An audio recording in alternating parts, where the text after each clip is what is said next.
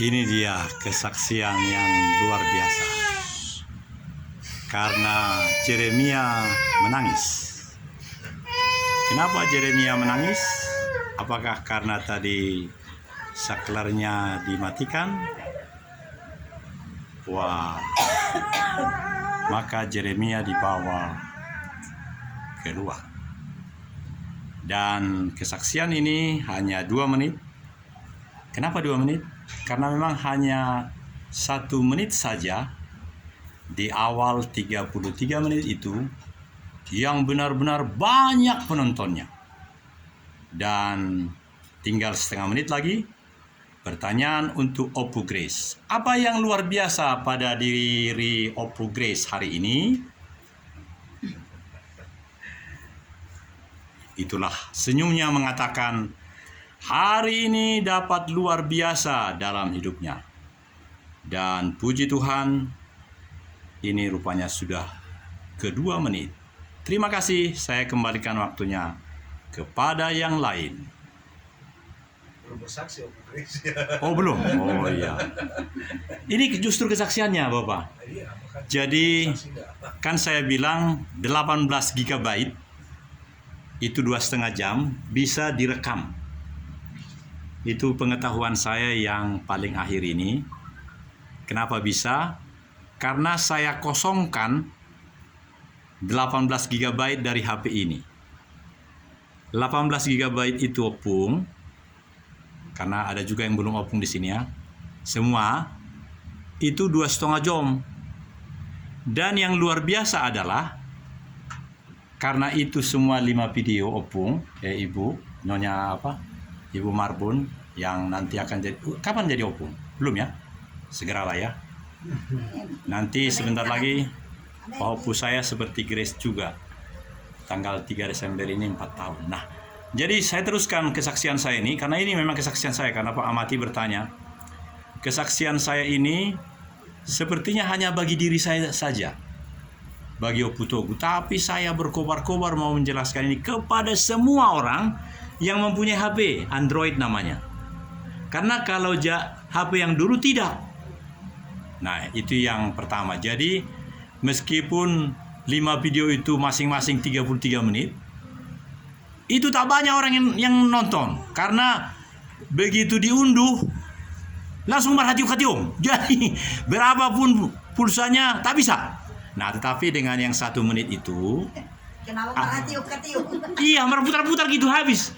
Sebab data untuk mengirimkan 30 menit itu sudah 4 GB. Iya, habis. Habis semua berhati-hati terus gitu. Jadi artinya nggak bisa nonton apa-apa. Dan saya sudah buktikan semua yang kita buat di Jalan Elang atau di sini tak banyak yang menonton yang 33 menit. Karena dia pikir wajahkunya di situ kan. Nah, tetapi yang 1 menit atau yang 15 detik atau yang 30 detik itu banyak kali. Apalagi seperti tadi saya mencoba mencuri start pas di 0 detik itu. Karena hanya menit pertama itu aja. Kalau sudah menit kedua tidak. Nah, pas tadi ucapan saya yang mengatakan ini kesaksian gitu. Nah, itulah kesaksian saya. Karena ini sudah 4 menit kurang 15 detik. Ada pertanyaan Pak Amati? Enggak ada. Mungkin ada yang mau bersaksi lagi lah yang lain. Dari sebelah kiri saya. Ada dari sebelah kiri saya. Yang baju biru. Saksi lah. Bangun om. Sudah lama tak masuk. Dalam Bersaksi. Tahu tadi ada penglihatan dapat sesuatu. Enggak. Silakan.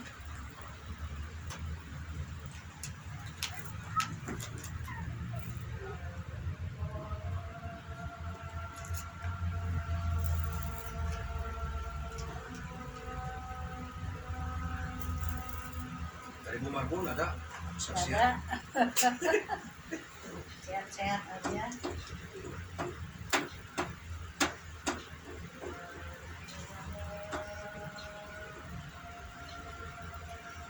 Dari Bu Dogan, Bu, ada saksian.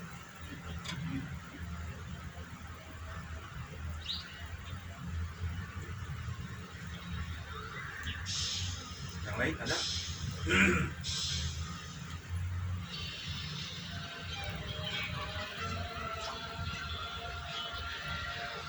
Ya nanti kalau belum ada, kita sharing firman Tuhan ini ya.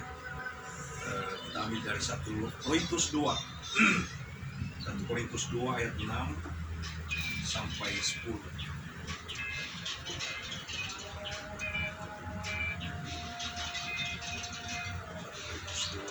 ayat 6 sampai 10. Demikian firman Tuhan. Hikmat yang benar. Sungguh pun demikian kami memberitakan hikmat di kalangan mereka yang telah matang, yaitu hikmat yang bukan dari dunia ini dan yang bukan dari penguasa-penguasa dunia ini, yaitu penguasa-penguasa yang akan ditiadakan. Tetapi yang kami beritakan ialah hikmat Allah yang tersembunyi dan rahasia, yang sebelum dunia dijadikan, telah disediakan Allah bagi kemuliaan kita. Tidak ada dari penguasa dunia ini yang mengenalnya, sebab kalau sekiranya mereka mengenalnya, mereka tidak menyalibkan Tuhan yang mulia. Tetapi seperti ada tertulis, apa yang tidak pernah dilihat oleh mata, dan tidak pernah didengar oleh telinga, dan yang tidak pernah timbul dalam hati manusia, semua yang disediakan Allah untuk mereka yang mengasihi Dia. Karena kepada kita Allah telah menyatakannya oleh Roh, sebab Roh menyelidiki segala sesuatu, bahkan hal-hal yang tersembunyi dalam diri Allah. Amin. Jadi firman Tuhan ini kita sering berdoa, kadang-kadang kita berdoa ya, ataupun kita sering mendengar firman Tuhan di ayat 9 ini. Apa yang tak pernah dilihat oleh mata, dan yang tidak pernah didengar oleh telinga, dan yang tidak pernah timbul dalam hati manusia, semua yang disediakan Allah untuk mereka yang mengasihi Dia. Ini firman Tuhan sungguh luar biasa, saudara, hikmat yang benar ya. Jadi kadang-kadang kita sebagai manusia, kadang kita apa yang kita utarakan menurut pribadi kita, kadang-kadang kita sudah benar, tapi menurut Tuhan kadang-kadang pasti salah, beda ya. Makanya hikmat Tuhan ini, hikmat yang benar ini, kita harus minta kepada Tuhan yang punya segala sumber hikmat. Makanya ada firman Tuhan mengatakan, kalau engkau kekurangan hikmat, minta kepada Tuhan dengan sungguh-sungguh, nanti Dia akan memberikan hikmat. Dan hikmat itu melebihi dari segala sesuatu itu. Hikmat melebihi dari emas dan perak. Hikmat melebihi apapun itu, tidak ada yang menyamainya ya. Asalkan hikmat itu hikmat berasal daripada Tuhan. Dan ada juga saudara hikmat yang dari manusia ya.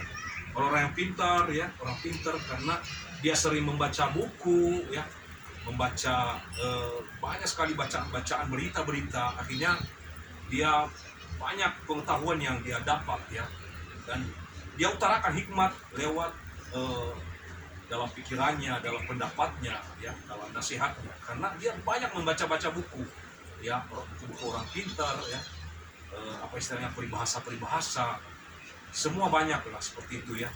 Jadi akhirnya dia diperlengkapi hikmat manusia, tapi beda dengan hikmat daripada Tuhan. Itu sungguh luar biasa saudara.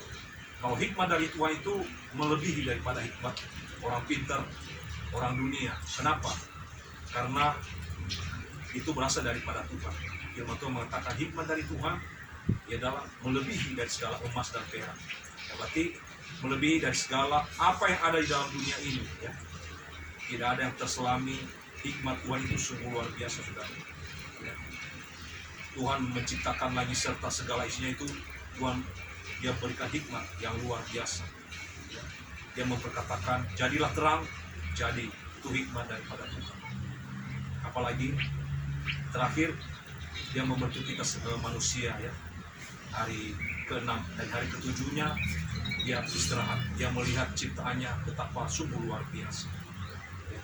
Dan kita juga anak-anak Tuhan sebetulnya, kalau kita sungguh-sungguh dalam Tuhan, pasti Tuhan berikan hikmat yang daripada Tuhan. Jadi setiap perilaku kita, setiap omongan kita, perkataan kita, setiap pelayanan kita, dalam pekerjaan kita, kita minta hikmat benar-benar daripada Tuhan sendiri, daripada Roh Kudus ya. Kalau kita minta kepada Tuhan dengan sungguh-sungguh hikmat yang daripada Tuhan, Dia mengatakan di ayat 9 itu, apa yang tak pernah dilihat oleh mata, ya, dan tidak pernah didengar oleh telinga, dan yang tidak pernah timbul dalam hati manusia. Semua yang disediakan Allah untuk mereka yang mengasihi Dia. Mungkin firman Tuhan kita sering mengalami, ya. Nanti kita kaget, kok ini bisa terjadi ya, mujizat seperti ini. Apa yang kita tidak pernah dengar juga oleh telinga. Kita melihat keajaiban-keajaiban yang luar biasa. Dan tidak pernah timbul dalam hati apa yang kita rindukan itu. Dan Tuhan berikan kepada kita. Bagi kita semua yang mengasihi Dia dengan sungguh-sungguh. Makanya hikmat Tuhan itu kita perlu.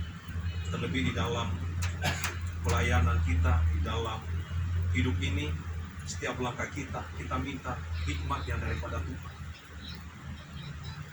Cuman kadang-kadang kita sebagai manusia, kita sudah minta hikmat dari Tuhan, kita sudah melakukan, tapi tetap menurut manusia, di depan manusia tetap pasti ada yang salah. Kenapa saudara? Ya memang harus terjadi seperti itu. Ada juga seperti itu saudara ya. Jadi kita sudah minta hikmat dari Tuhan, dan apa yang terjadi?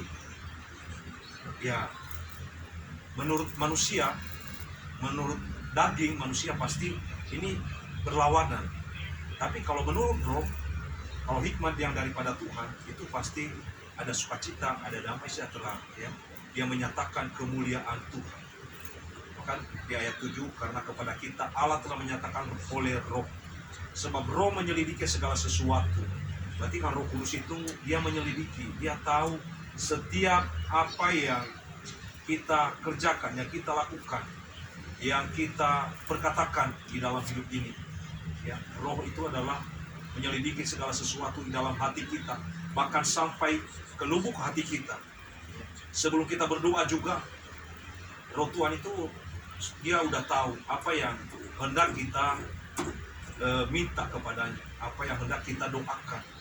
Makanya roh itu, Roh Kudus yang sungguh luar biasa, kita undang dia dalam hati kita supaya ada dalam hidup kita terus. Roh Allah itu semakin hari semakin ada dalam hidup kita, melekat di dalam hidup kita, supaya setiap langkah kita dituntun oleh Roh Kudus, oleh firman Tuhan yang hidup, ya. Dan bahkan hal-hal yang tersembunyi dalam diri Allah juga, ya, Roh Kudus itu tahu itu sungguh luar biasa, saudara. Dia mengatakan bahkan hal-hal yang tersembunyi dalam diri Allah, sebab roh menyelidiki segala sesuatu. Apalagi kita manusia, dia tahu apa yang ada dalam hati kita. Mungkin kita berbahasa roh, ya. Setiap kita doa pasti yang keluar kita bisa berbahasa lidah gitu, ya. Dan sembari kadang-kadang kita dapat penglihatan yang dari Tuhan. Kadang-kadang kita juga ada pernyataan dari firman Tuhan. Kadang-kadang juga kita berbahasa roh, berbahasa lidah. Kadang nanti kayak Tuhan berikan hikmat kepada kita, jadi diperlihatkan ayat-ayat firman Tuhan. Dulu saudara, saya pernah seperti itu beberapa tahun yang lalu. Kalau saya berdoa itu jadi apa ya, saya berbahasa roh, jadi itu firman Tuhan itu kayak berjalan gitu, keluar gitu firmannya, set gitu dari ini, jadi nempel kayak di gimana ya, kayak di alam roh gitu, seperti itu. Berapa lama itu, lama waktu itu berapa ya, tapi habis itu lama-lama menghilang seperti itu. Jadi karunia roh itu kita harus ini sebetulnya kita kembangkan dalam hidup kita, ya. Kalau kita berhari pasti itu nanti hilang lagi seperti itu. Tapi kalau kita minta dengan sungguh-sungguh, saya bilang tadi itu hikmah dari Tuhan, berbahasa roh, penglihatan, itu Tuhan kasih, ya. Asalkan kita benar-benar kita minta itu untuk kemuliaan Tuhan, bukan untuk gagah-gagahan, bukan untuk kesombongan supaya dipuji orang, begini, enggak. Tapi kita minta daripada Tuhan bahwa Tuhan itu hidup, ada Roh Kudus dalam hidup kita, ya. Makanya sehingga kalau kita lebih lagi kepada Tuhan, dekat sama Tuhan itu, dia berikan hikmat kepada kita. Makanya waktu itu saya lihat ada firman Tuhan apa ya, kayak berjalan gitu dia, saya menyembah, berdoa, jadi kayak ada firman Tuhan itu nempel gitu, ya. Jadi saya bisa baca ayat firman Tuhan itu sungguh luar biasa. Itu salah satu karunia yang Tuhan berikan kepada saya waktu itu. Tapi lama-lama hilang juga, saudara ya. Kalau kita tidak menjaga, tidak mengasah kembali, hilang itu karunia itu. Makanya kita minta hikmat daripada Tuhan, apalagi yang Tuhan kerjakan dalam hidup kita ya. Yang terpenting, hikmat yang dari Tuhan itu tidak pernah salah. Walaupun manusia mengatakan itu pasti salah, tapi kalau Tuhan punya rencana, hikmat dari Tuhan itu jalan terus. Walaupun ada tantangan, hambatan, kiri kanan depan, itu hikmat yang dari Tuhan itu pasti nyata dalam hidup kita. Seperti yang mengatakan firman Tuhan kepada kita, anak-anak Tuhan yang mengasihi Dia, apa yang kita rindukan, apa yang kita ada kerinduan, ada apa istilahnya itu ya, sudah lama timbul dalam hati kita, kadang-kadang tidak pernah Tuhan jawab. Tapi apa yang tidak pernah timbul, bahkan itu yang Tuhan nyatakan dalam hidup kita, ya kan? Nah makanya hikmat yang dari Tuhan ini kita perlu banget ya. Hikmat yang benar ya, sesuai dengan hikmat yang daripada Tuhan.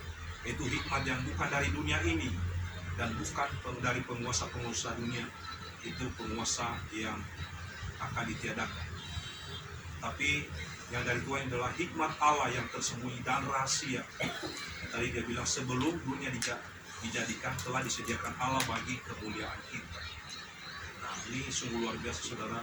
Saya bilang tadi hikmat itu melebihi dari emas dan perak, melebihi dari segalanya.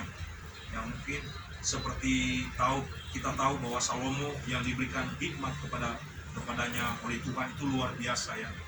Dia tidak meminta apa-apa, dia tidak meminta kekayaan, dia tidak meminta kehormatan ataupun tahta yang lain, enggak. Tapi dia minta hanya satu kepada Tuhan, dia minta hikmat, dan Tuhan memberikan hikmat yang daripada Tuhan.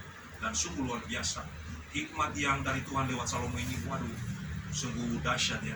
Kalau kita baca ya Amsal Salomo itu, waduh, jauh daripada pemikiran-pemikiran kita sebagai manusia. Kalau kita baca itu Amsal luar biasa, didikan ya, apa itu namanya, kayak kita belajar dan banyak sekali hikmat pelajaran yang Tuhan berikan kepada Salomo yang luar biasa ini di Amsal ini. Yang mungkin kita kita sudah membaca atau sudah pernah kita membaca Amsal Salomo itu dari pasal 1 sampai terakhir, itu sungguh luar biasa, saudara ya. Itu mengenai didikan, mengenai apalagi ya, nasihat, takut akan Tuhan, dan banyak sekali yang luar biasa. Dan itu pelajaran sebetulnya di dalam hidup kita ini.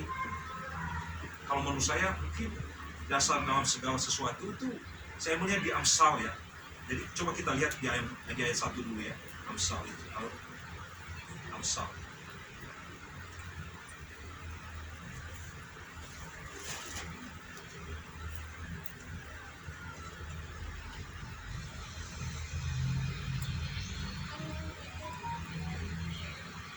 Nah ini Amsal 1 ya.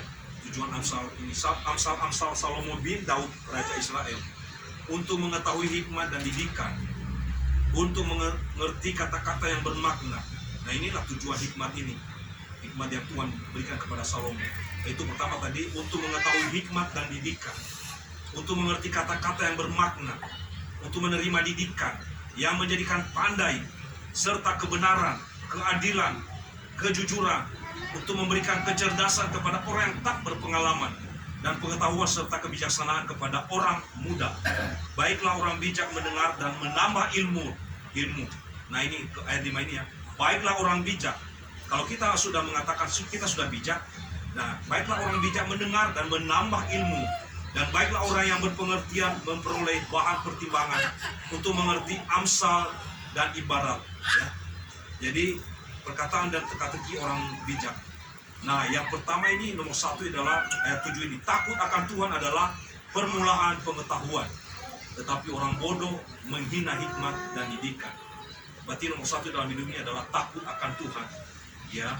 Jadi mungkin kita semua sudah lahir baru ya. Pas kita lahir baru pertama menerima Tuhan Yesus sebagai Tuhan dan Juru Selamat kita pribadi yang hidup. Nah menurut saya itu awal di dalam takut akan Tuhan. Ya mungkin kita dulu, mungkin saya dulu dari kecil sampai besar, sampai saya di Bandung ini hanya sebagai Kristen KTP lah seperti itu ya. Tapi setelah saya lahir baru saya mengerti arti orang Kristen itu, arti lahir baru, arti takut akan Tuhan. Nah di situ mulai start kehidupan kita untuk takut akan Tuhan, mengerti, mengenal hikmat dan didikan ya. Ya walaupun dulu pernah dididik kita dari kecil sampai ya besar lah SMP, SMA, tapi itu didikan hikmat dari manusia menurut saya.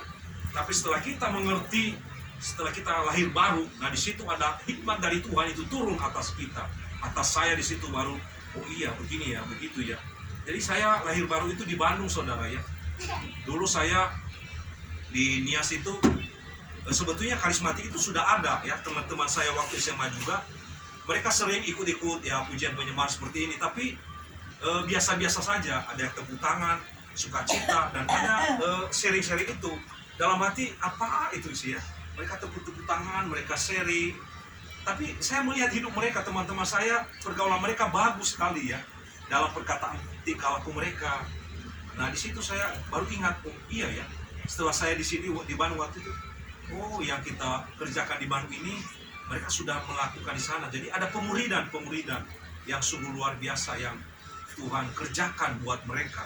Nah mereka akan bertumbuh bersama di sana waktu masih SMA waktu itu ya. Baru ngerti saya ada di Bandung ini, oh iya ya. Jadi di sini ada persekutuan dengan orang-orang kudus ya. Terlebih kita di tempat ini sungguh luar biasa lah ya. Minggu-minggu kemarin jadi bersaksi teman-teman yang lain mengatakan lewat gereja ini saya diberkati oleh Tuhan, saya dapat karunia daripada Tuhan ya, saya dapat penglihatan lewat pelayanan pentahiran di gereja lewat yang dipimpin oleh Pak Ipi. Jadi banyak teman-teman yang bersaksi kemarin, dan memang benar saudara ya, dari persekutuan ini juga dulu sebelum ada gereja saya juga misalnya dipulihkan lah ya. Jadi di situ dulu tahun berapa itu ya, saya lupa tahun 96, 97 ya. Jadi setelah saya dilahirkan baru, ditahirkan, di situ kasih mula-mula itu saya mengalami sungguh luar biasa. Kalau bisa setiap hari itu dari pagi sampai sore ada persekutuan doa saudara ya. Hari ini saya ke sini Pak Iping ya.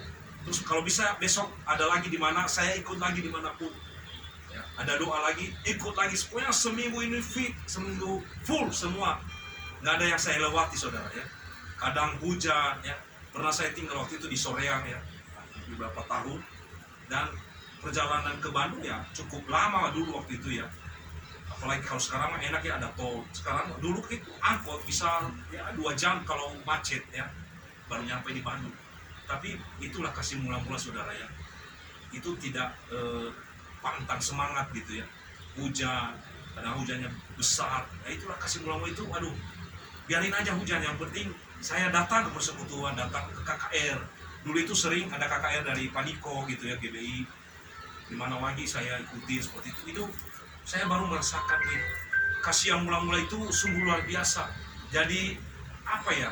Tidak ada rasa capek, tidak ada rasa letih, lesu ataupun yang lain. Tapi pokoknya fokus kepada Tuhan, fokus kepada hadirat Tuhan. Ya. Yang penting saya datang di situ. Waduh, ada kemuliaan Allah, kemuliaan Tuhan. Itu seminggu itu di persekutuan Pak Ibi kayak asa cepat sekali saudara.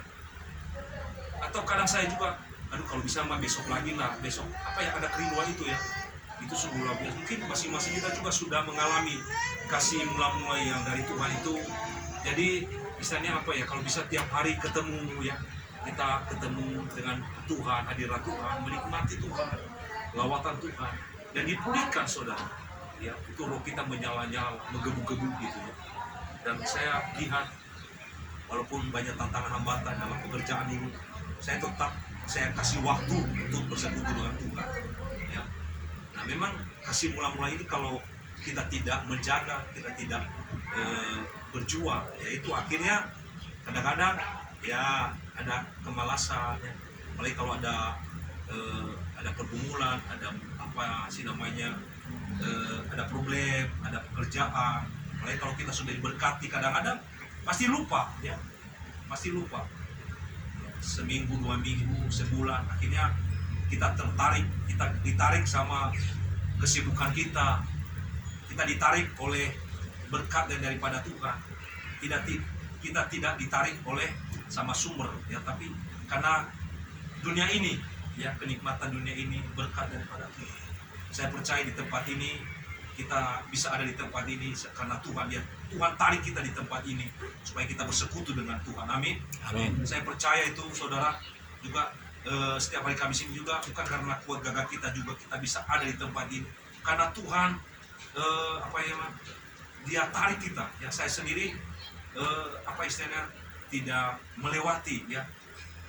Kalau ada hadirat Tuhan dan Tuhan, pasti Tuhan tolong kita, Tuhan bawa kita di tempat ini ya. Kita bisa menikmati kasih Tuhan yang sungguh luar biasa. Makanya di Amsal ini kalau teman-teman juga nanti yang belum pernah membaca satu pasal ini di Amsal ini, coba dibaca mulai hari ini. Saya juga waktu itu saya ulang-ulangin saudara ya, di Amsal ini sungguh luar biasa. Kalau kita butuh ya, kita perlu lebih lagi minta hikmah dari Tuhan, didikan, pelajaran, kebenaran ya, pengalaman-pengalaman yang sungguh luar biasa yang dialami oleh Salomo. Tuhan berikan kepada Salomo ini, baca.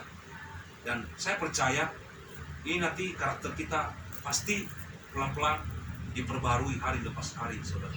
Tapi kalau manusia yang membentuk kita, yang mengubah karakter kita, tidak akan pernah bisa. Hanya Roh Kudus yang bisa memampukan kita sehingga karakter kita itu bisa sedikit demi sedikit hilang, dikikis. Terlebih kita baca firman Tuhan ya, didasari dengan Amsal ini, Amsal Salomo ini.